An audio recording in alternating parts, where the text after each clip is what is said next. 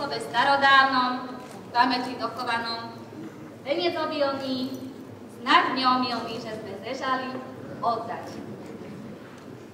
Vám, vašim, nám, našim, prajeme život krásny, šťastný, na dobro hojný a tuho spokojný.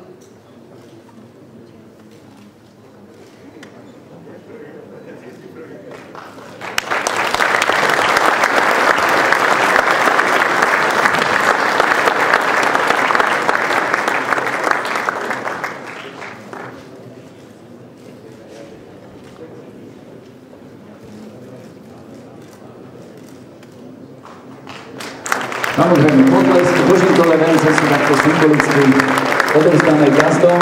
Ja ich poprosím, aby zároveň ostali rovno na pódiu a poprosím pána bývalého prezidenta, pána prezidenta Ivana Gašparoviča, aby prijal pozvanie a prišiel tiež slávnostne na pódium prestrihnúť pásku spolu s pánom riaditeľom Františkom Ďurkovičom.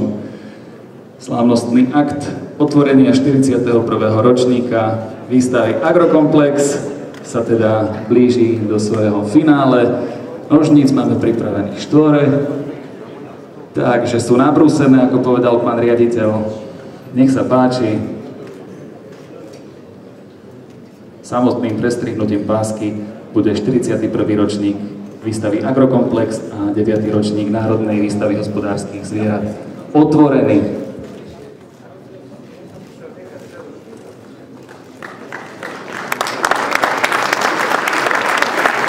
Ďakujem veľmi pekne všetkým aktérom Fúmiu, dámy a páni.